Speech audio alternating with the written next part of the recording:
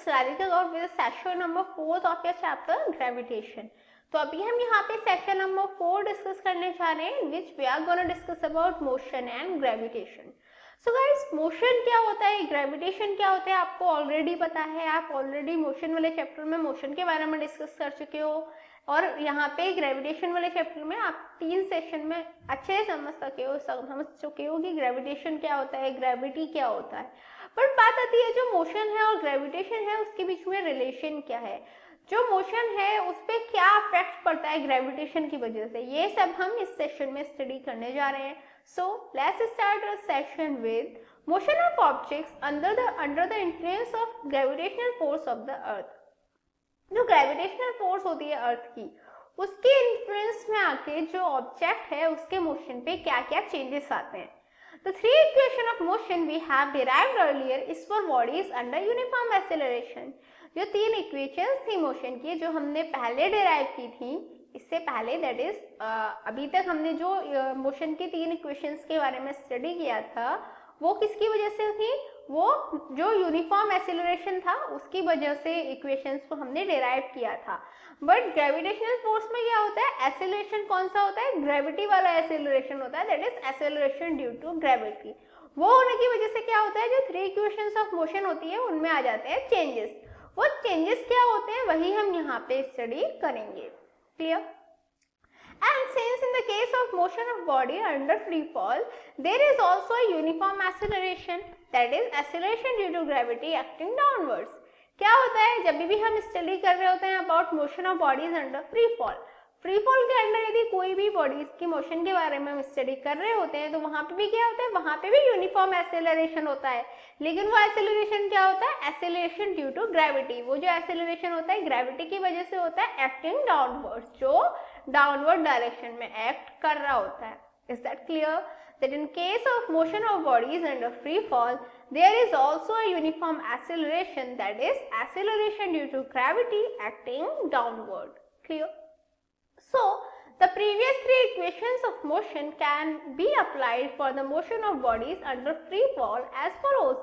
इसीलिए जो हमारी प्रीवियस 3 इक्वेशंस थी मोशन की उन्हें हम कैसे अप्लाई कर सकते हैं, they can be applied for the motion of bodies under free fall as follows. देखो जनरल इक्वेशन थी हमारी v is equal to u plus at. Clear? Under free fall क्या हो जाएगी, v is equal to u plus gt. क्यों होगा ऐसा, a की जगह g क्यों आया, क्योंकि जनरल इक्वेशन में a था यूनिफॉर्म एक्सेलरेशन, यहाँ पे जो g है वो क्या है, एक्सेलरेशन ड्यू टू ग्रेविटी. इसीलिए v is equal to u plus at वाली जो इक्वेशन है that is equal to v is equal to u plus gt. Clear? Second equation होती थी हमारी s is equal to ut plus half at square. Clear? हमारे यहाँ पे जब फ्री फॉल होता है तो s इज इक्वल टू हो जाता है height h is equal to क्या हो जाएगा, ut प्लस 1/2 gt स्क्वायर. क्यों, क्योंकि एक्सेलरेशन किसके बराबर है, g के, that is acceleration due to gravity. तो सेकेंड इक्वेशन क्या हो गई ग्रेविटेशन के अंदर, h is equal to ut plus half gt square. Third आती है v square is equal to u square plus 2as. Clear? तो v square is equal to u square plus 2gh equation हो जाएगी under free fall. ऐसा इसलिए होगा क्योंकि acceleration same gravity के इक्वल हो जाएगा. तो थर्ड इक्वेशन हो जाएगी v square plus u square plus v square is equal to u square plus 2gh. Clear? तो जो हमारी जनरल इक्वेशन थी वो अंडर फ्री फॉल क्या हो गई, फर्स्ट हो गई v is equal to u plus gt, second हो गई h is equal to ut plus half gt square, और थर्ड हो गई v square is equal to u square plus 2gh. Is that clear? Now the thing is in solving numerical problems we should remember following points. जब हम किसी भी numerical problem को study करते हैं about the equations under the gravitational force, तो क्या चीजें हमें याद में रखनी चाहिए. फर्स्ट ये, if an object falls vertically downward, यदि कोई भी ऑब्जेक्ट वर्टिकली डाउनवर्ड गिर रहा है, then acceleration due to gravity is taken as positive since its velocity increases while falling. जब कोई भी ऑब्जेक्ट वर्टिकली डाउनवर्ड फॉल होता है तो उसका जो एक्सेलरेशन ड्यू टू ग्रेविटी है वो क्या होगा, उसे हम पॉजिटिव लेंगे, that is g is equal to positive लेंगे. क्यों, क्योंकि जो वेलोसिटी है वो इंक्रीज होती है while falling. Clear? That if an object falls vertically downwards, then acceleration due to gravity is taken as positive since its velocity increases while falling. Clear? And if an object is thrown vertically upwards, यदि कोई भी object vertically upward throw किया जाता है, then acceleration due to gravity is taken as negative.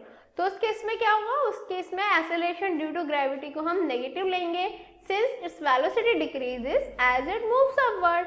ऐसा क्यों होगा, क्योंकि इसकी जो ग्रेविटी है वो क्या होती है, ग्रेविटी डिक्रीज होती चली जाती है एज इट मूव्स अपवर्ड। जैसे जैसे वो अपवर्ड डायरेक्शन में मूव करता है, जो ग्रेविटी है वो डिक्रीज होती है, जिसकी वजह से क्या होगा, सॉरी वेलोसिटी डिक्रीज होती है, जिसकी वजह से जो ग्रेविटी है उसको हम नेगेटिव लेंगे। Clear that if an object is thrown vertically upward, then acceleration due to gravity is taken as negative since its velocity decreases as it moves upward. Clear? Also, if an object is dropped freely from a height, its initial velocity u is 0.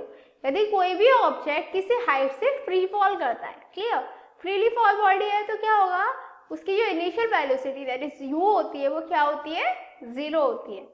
If an object is thrown vertically upward, यदि कोई भी object vertically upward throw किया जा रहा है, तो उसकी जो final velocity that is v होती है वो 0 होती है। क्लियर, दैट इज यदि किसी भी ऑब्जेक्ट को हम फ्री फॉल करा रहे हैं किसी हाइट से, तो उसकी इनिशियल वेलोसिटी 0 होगी, लेकिन यदि किसी ऑब्जेक्ट को वर्टिकली अपवर्ड डायरेक्शन में थ्रो कर रहे हैं तो उसकी फाइनल वेलोसिटी 0 हो जाएगी।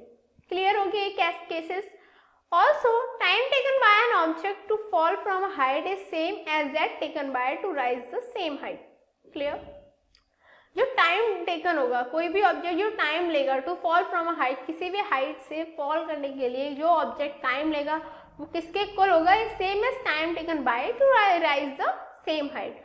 उतने ही टाइम के इक्वल होगा जितने टाइम में वो उस हाइट पे राइज करेगा। क्लियर, दैट इज जितनी टाइम में वो ऊपर जाएगा उतने ही टाइम में वो नीचे आएगा। Is that clear to you? तो ये सब कुछ केसेस थे जो हमें न्यूमेरिकल सॉल्व करने के टाइम याद रखने पड़ते हैं। क्लियर, तो अभी हम कुछ न्यूमेरिकल स्टडी कर लेते हैं। So there is a first numerical, a ball is thrown vertically upwards. एक बॉल है जिसे वर्टिकली अपवर्ड थ्रो किया गया with a velocity of 25 meter पर सेकेंड। कितनी वेलोसिटी के साथ, 25 मीटर पर सेकेंड की वेलोसिटी के साथ। इफ g इज 10, यदि जो ग्रेविटी है वो 10 मीटर पर सेकेंड स्क्वायर है, then calculate height it reaches. हमें एक हाइट कैलकुलेट करनी है जिसपे वो पहुंचेगा, and time taken to return back, और वो टाइम जिसमें वो वापस आ जाएगा। क्लियर, तो अभी हमें क्या क्या गिवन है, देखो u is equal to given है हमें 25 मीटर पर second, v is equal to given है हमें 0। Clear, if a body is thrown upwards then its velocity become 0। यदि कोई भी बॉडी को अपवर्ड डायरेक्शन में हम आई मीन उसे थ्रो करते हैं तो क्या होता है, उसकी जो हाइट है, सॉरी उसकी जो वेलोसिटी है वो 0 हो जाती है। Clear, that is v is equal to हो गया माइनस का 10 मीटर पर second square. Is that clear to you? Height क्या हुई हमें पता नहीं है अभी, तो h इज इक्वल टू हो जाएगा v square minus u square upon 2g। Is that clear to you? तो h इज इक्वल टू हो जाएगा 0 माइनस का 25 का whole square upon 2 into 10 minus 10। Clear, इसको जब सॉल्व आउट करेंगे तो आएगा माइनस का 625 अपॉन 2 इंटू माइनस का 10। इसको भी हम जब सॉल्व आउट करेंगे तो आंसर आ जाएगा h is equal to 31.25 meter. तो हाइट हमारी किसके बराबर हो गई, 31.25 मीटर के बराबर। सेकेंड केस में हमें टाइम फाइंड आउट करना है, तो t इज इक्वल टू हो जाएगा v minus you upon g। Clear, v की वैल्यू 0 है, u की 25 है, अपॉन g हमारा -10 रख लिया, तो t इज इक्वल टू आ गया माइनस का सॉरी प्लस का 2.5 second. Time taken to return back that is time is equal to time of I mean to say time of a second plus time of descent, time of ascent plus time of descent, that is जितने time में वो ऊपर गया और जितने time में वो नीचे आया, इतने टाइम में ही तो वो रिटर्न बैक होगा, दैट इज 2t के बराबर हो जाएगा कैपिटल T। तो क्या हो जाएगा, time taken to return back that is t is equal to हो जाएगा 2 into 2.5 that is 5 seconds. Clear, तो हाइट आ गई 31.25 मीटर और टाइम आ गया 5 seconds. Is that clear to you? Next question है, a car falls from a ledge and drops to the ground in 0.5 second. Take g as 10 metre पर second square. एक car है जो किसी लेज से गिरती है और क्या होती है, drops to the ground in 0.5 second, ground पे वो 0.5 सेकेंड में आ जाती है। तो हमें क्या बताना है, हमें बताना है what is its speed on striking the ground. Ground को जब वो स्ट्राइक करेगी तो उसकी स्पीड क्या होगी। सेकेंड हमें बताना है what is it's average speed during the 0.5 second. 0.5 second के ड्यूरिंग उसकी एवरेज स्पीड जो है वो क्या रही, हमें वो बताना है। और थर्ड हमें ये बताना है how high is the less from the ground, ground से जो लेस है उसकी हाइट कितनी होगी। क्लियर। इसको सॉल्व आउट करने के लिए सिंपली हम क्या करेंगे, हम न्यूटन्स की जो मोशन की जो लॉ है उनको यूज करेंगे अंडर ग्रेविटेशन। क्लियर। गिवन है हमें t is equal to 0.5 second, u is equal to 0 metre पर second, g is equal to 10 metre पर second square and acceleration is equal to 10 metre पर सेकेंड स्क्वायर। क्लियर। अब देखो सबसे पहले हमें v फाइंड आउट करना है। v फाइंड आउट करने के लिए v प्लस u प्लस 80 यूज करते हैं। क्लियर। तो v is equal to 0 plus 10 into 0.5 that is v is equal हो जाएगा 5 मीटर पर सेकेंड। तो हमारी स्पीड कितनी आ गई 5 मीटर पर सेकेंड। नेक्स्ट हमें v एवरेज फाइंड आउट करना है, that is average velocity average speed find out करना है। उसके लिए v एवरेज इज इक्वल हो जाएगा v प्लस u upon 2। Clear. That is 5 plus 0 upon 2, तो ये किसके इक्वल हो जाएगा 2.5 मीटर पर सेकेंड। तो v एवरेज इज इक्वल हो जाएगा 2.5 मीटर पर सेकेंड। थर्ड है हमें हाइट फाइंड आउट करनी है, तो h इज इक्वल टू क्या हो गया ut plus half at square. तो h इज इक्वल टू हो जाएगा 0 into 0.5 plus 1 upon 2 into 10 into 0.5 का होल स्क्वायर। तो h इज इक्वल टू आ जाएगा 1.25 मीटर। क्लियर। तो जो स्पीड है कार की वो होगी 5 मीटर पर सेकेंड, जो एवरेज स्पीड रहेगी वो क्या रहेगी 2.5 मीटर पर सेकेंड स्क्वायर। और किस हाइट से गिरेगी, जो लेस है उसकी हाइट कितनी होगी ग्राउंड से 1.25 meter. Is that clear to you.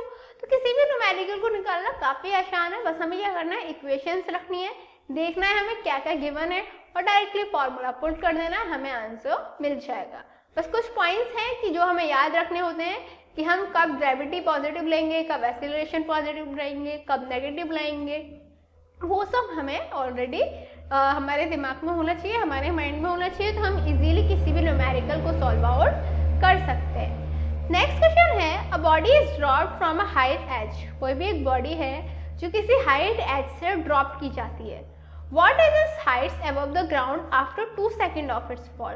उसकी हाइट क्या होगी अबव द ग्राउंड, ग्राउंड से अबव उसकी हाइट क्या होगी after 2 seconds of the fall. That is उस बॉडी के ड्रॉप होने के बाद, उसके फॉल होने के बाद जो 2 सेकेंड्स हैं उसके बाद आई मीन टू से what is the height above the ground after 2 second of its fall. Clear. हमें हाइट फाइंड आउट करनी है, टाइम 2 सेकेंड्स गिवन है हमें। क्लियर। तो यहाँ पे देखो हमें u गिवन है 0। क्लियर। t गिवन है हमें 2 second, acceleration is equal to the g, तो हम फॉर्मूला यूज करेंगे s is equal to ut plus half gt square.